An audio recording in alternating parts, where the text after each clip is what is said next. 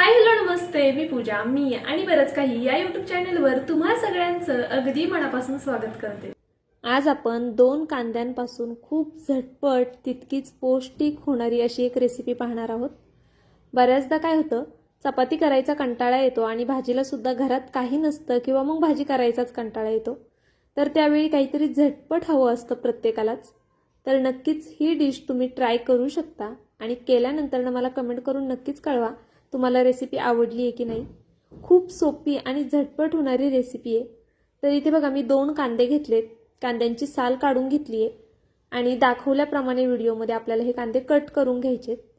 तर आधी असं उभा कापायचा, त्यानंतर मधनं बघा कट द्यायचा आणि मग कापायचा आहे, म्हणजे मग छान असा बारीक कापला जातो कांदा। पण एक लक्षात घ्या, आपल्याला हा कांदा खूप असा फाईन कट नाही करायचा आहे, थोडा चौकोनी दिसला पाहिजे अशा पद्धतीनेच आपल्याला कापायचा आहे, म्हणजे थोड्या फोडी दिसल्या पाहिजे थोडक्यात, आणि हाताने हा असा मोकळा करून घ्यायचा। तर बघा सगळाच कांदा मी इथे कापून घेतलेला आहे, तुम्ही पाहू शकता अगदी अशा चौकोनी चौकोनी फोडी आपण ठेवलेल्या आहेत, खूप बारीक कापलेला नाहीये आणि खूप जास्त जाडही नाही ठेवलंय। आता इथे माझ्याकडे एक गाजर आहे म्हणून मी ते ऍड करते यामध्ये, जर तुमच्याकडे नसेल तर नाही घातलं तरी काही हरकत नाहीये, पण असेल तर घाला, नसेल तर नका घालू। आता ह्या गाजरची आपल्याला साल काढून घ्यायची बघा। आता तुम्ही म्हणाल साल प्रत्येकालाच काढता येते, पण जर तुम्ही माझे बरेचशा कमेंट जर वाचल्या तर बहुतेक कमेंट अशा येतात की ताई भाजी कटिंग करण्यापासून सुद्धा दाखवत जा, आम्हाला ते सुद्धा पाहायला आवडतं। आणि बऱ्याचशा गृहिणी अशा असतात की ज्यांना खूप डिटेलमध्ये व्हिडिओ हवा असतो, तर त्यासाठी माझा व्हिडिओ खूप डिटेलमध्ये असतो। तर काही अशा गोष्टी आहेत की ज्या थोड्याशा तुम्ही सुद्धा ॲडजस्ट करा। तर चला आता बघा साल काढून झाली आहे, आपल्याला किसून घ्यायचं आहे हे गाजर। बरं किसताना ह्याच्या मधला जो पार्ट असतो तो तुम्ही काढून टाकलात तरी सुद्धा चालणार आहे किंवा नाही काढलात तरी सुद्धा चालणार आहे। आता मी इथे संपूर्ण गाजर तुम्हाला किसून नाही दाखवत, अशा पद्धतीने आपल्याला गाजर किसायचे। तुम्ही पाहू शकता आपलं गाजर संपूर्ण किसून झालेलं आहे। बरं लक्षात घ्या, बारीक किसणीनेच किसा, मोठ्या किसणीने गाजर किसू नका, नाहीतर मग जाड जाड स्लाइस होतील त्याच्या। शक्यतो असं बारीक किसणीनेच किसा। आता त्यानंतर काय करायचे, आपल्याला एक भांडं घ्यायचे, पसरट भांडं घ्या शक्यतो आणि मोठं घ्या भांडं घेतानाच। आता त्यामध्ये हे 2 कांदे घालायचेत आपल्याला चिरलेले, त्यानंतर जे आपण गाजर किसून घेतले ते सुद्धा आपल्याला यात घालायचे। बरं आता गाजराऐवजी तुमच्याकडे ज्या काही भाज्या असतील घरामध्ये, कोणत्याही अगदी पालेभाजी असो किंवा कोणतीही भाजी, ती तुम्ही यात नक्कीच ॲड करू शकता। त्यानंतर मी इथे अद्रक लसणाची पेस्ट घेतलेली आहे 1 चमचाभर, अर्धा चमचा चिली फ्लेक्स घालतीये, माझ्याकडे आहे म्हणून घालतीये, तुमच्याकडे नसेल तर नाही घातलं, स्किप केलं तरी सुद्धा चालेल। त्यानंतर कसुरी मेथी घालायची आपल्याला, तुम्ही कसुरी मेथी ऐवजी कोथिंबीर घातली तरी चालेल। आता इथे धना पावडर घेतलेली आहे बघा मी। आता बरेचसे ऑप्शन देते तुम्हाला, त्याऐवजी तुम्ही हे घाला ते घाला, कारण की प्रत्येकाकडे प्रत्येक गोष्ट अवेलेबल नसते त्यासाठी। त्यानंतर इथे मी आता चाट मसाला घातलाय, चाट मसाला नसेल तर नक्कीच लिंबू घाला, आणि थोडंसं आपल्याला हिंग घालायचे, अगदी चवीपुरतं थोडंसं। त्यानंतर गोडा मसाला घालायचा आहे आपल्याला 1 चमचाभर, कोणताही गरम मसाला घेतलात तरी सुद्धा चालणार आहे। त्यानंतर बघा इथे मी हळद घातली आहे चिमूटभर फक्त, आणि त्यानंतर आपल्याला बेडगी मिरची पावडर घालायची आहे।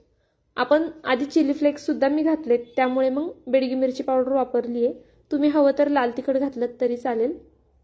आता इथे ओवा घेतला 1 मोठा चमचा आणि तो छान असा हातावरती क्रश करून घालायचा आहे आपल्याला, म्हणजे मग त्याचा जो स्वाद असतो तो आपल्या पदार्थामध्ये छान उतरला जातो।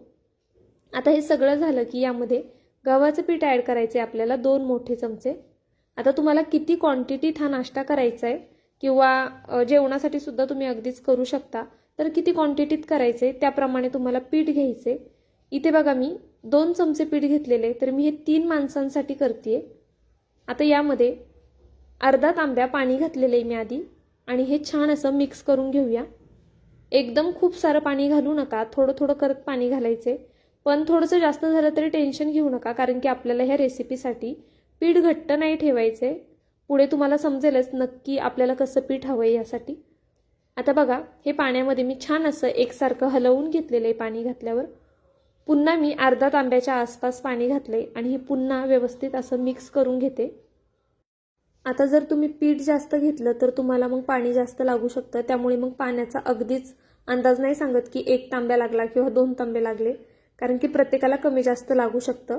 फक्त किती पातळ ठेवायचे ते पुढे मी तुम्हाला दाखवते संपूर्ण पाणी मिक्स करून झाल्यानंतरनं.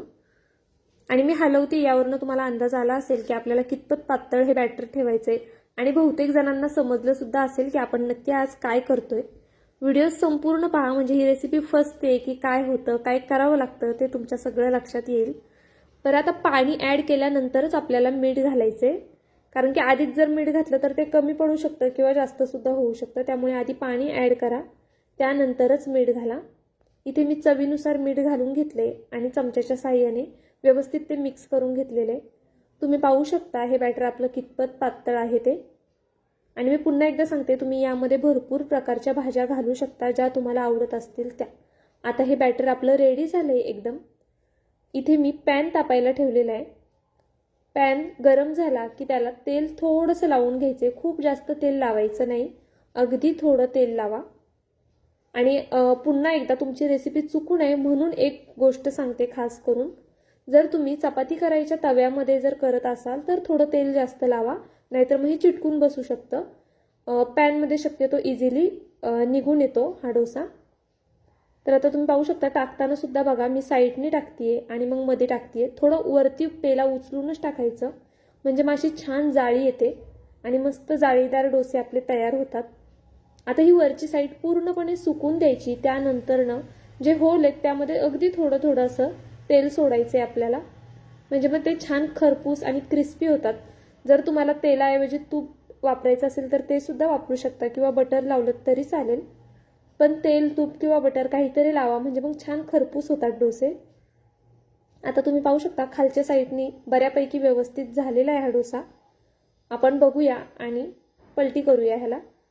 तर हा पहिला डोसा आहे, थोडाफार चिटकू सुद्धा शकतो, पण पॅन असल्यामुळे शक्यतो चिटकत नाही.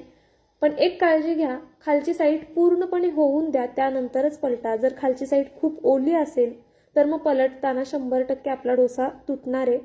त्यामुळे खालची साईड व्यवस्थित होऊन द्या. हवं तर कलत्याच्या साह्याने थोडीशी बाजू उचलून पहा की खालून थोडा लालसर झालाय की नाही, त्यानंतरच मग पलटायचं आहे. तर हा दोन्ही साईडनी व्यवस्थित आपल्याला भाजून घ्यायचं आहे. व्यवस्थित भाजा. आणि गव्हाचं पीठ आहे त्यामुळे ते थोडंसं मऊसर राहतं. तर तुम्हाला वाटेल कच्चं राहिलंय की काय करताना, पण ते कच्चं राहत नाही. एका डोश्याला कमीत कमी 3 मिनिटं तरी भाजू द्या मीडियम गॅसवरती, तो आरामात भाजला जातो. आणि इथे तुम्ही पाहू शकता मस्त असा आपला डोसा तयार झालेला आहे. खूप जाळीदार होतो, मुलांच्या टिफिनसाठी करू शकता किंवा मग आदल्यामधल्या वेळेत खायला. आणि खूप झटपट होणारी रेसिपी आहे खरं तर, एक 10-1 मिनिटामध्ये तर आरामात होऊन जाते. त्यामुळे नक्कीच ट्राय करू शकता. भरपूर जर भाज्या घातल्या तर मुलांच्या पोटात भाज्या सुद्धा जातात आणि पौष्टिक होऊन जातो जास्त.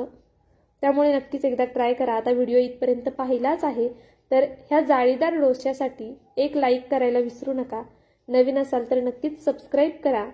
आणि 2-3 दिवसांपूर्वी मी एक रेसिपी अपलोड केली आहे ब्रेड आणि बटाट्याची, ती जर पाहिली नसेल तर आवर्जून जाऊन पहा. त्याला भरभरून तुम्ही प्रतिसाद दिलाय, खरंच खूप छान वाटलं पाहून. असंच प्रेम राहू द्या. आणि नवीन असाल तर नक्कीच सबस्क्राईब करून घ्या. आणि आपल्या चॅनलवरती भरपूर प्रकारचे व्हिडिओ असतात, म्हणजे रेसिपीचेच. टिफिनसाठी म्हणा, नाश्त्यासाठी, मुलांच्या टिफिनसाठी, किंवा पाहुणे आल्यावरती तुम्ही झटपट काय करू शकता, व्हेजमध्ये, नॉनव्हेजमध्ये, अशा भरपूर रेसिपी मी आपल्या चॅनलवरती ऑलरेडी अपलोड केलेल्या आहेत. बऱ्याच चटण्यासुद्धा आहेत आपल्या चॅनलवरती. तुम्ही माझे संपूर्ण व्हिडिओ सर्च करा आणि पहा, तुम्हाला भरपूर प्रकारचे व्हिडिओ आपल्या चॅनलवरती मिळून जातील. त्यामुळेच सांगते, जर नवीन असेल तर पुढील येणाऱ्या व्हिडिओंसाठी नक्कीच एक सबस्क्राईब करून घ्या. आता बघा हा डोसा मस्त झालेला आहे, अगदी परफेक्ट असा होतो. खालच्या साईडने पाहताय तुम्ही, सहज उचलता येतोय. असा झाल्यानंतरच तो पलटायचा आहे, म्हणजे मग तुटणार नाही अजिबात. आणि पुन्हा सांगते, जर तुम्ही चपाती करायच्या तव्यामध्ये करत असाल तर थोडे पेशन्स ठेवा, त्यामध्ये व्हायला वेळ लागतो. हा तवा जास्त पातळ असतो आणि नॉनस्टिक असल्यामुळे खूप सहज उचलला जातो. तर चला, आपले डोसे रेडी झालेले आहेत. तुम्हाला कसे वाटले ते मला नक्कीच कमेंट करून कळवा. हा डोसा तुम्ही सॉससोबत, केचपसोबत, मेयोनीजसोबत किंवा मग कोणत्याही प्रकारच्या चटणीसोबत खाऊ शकता. काहीच नसेल तर दह्यासोबत, किंवा तेही नसेल तर नक्कीच चहासोबत, शेंगदाण्याची चटणी, अगदी तुम्हाला वाटेल त्या पदार्थांसोबत हा डोसा तुम्ही खाऊ शकता. हलका फुलका नाश्ता होतो, जास्त हेवी होणार नाही. त्यामुळे नक्कीच एकदा तरी ट्राय करूनच पहा. आणि व्हिडिओ इथपर्यंत पाहिला आहे तर नक्कीच एक लाईकसुद्धा करा. मी तुम्हाला दाखवते जवळून किती जाळी छान आली आहे आणि किती पातळ आणि मस्त झालेले इथे डोसे. खरंच खूप कमाल होतात. एकदा केले तर मुलं नेहमी म्हणतील की हाच डोसा आम्हाला करून देत जा म्हणून. पीठ भिजवायची झंझट नाही आहे किंवा वाटण घाटण नाही आहे, काहीच नाही. त्यामुळे नक्कीच एकदा ट्राय करू शकता.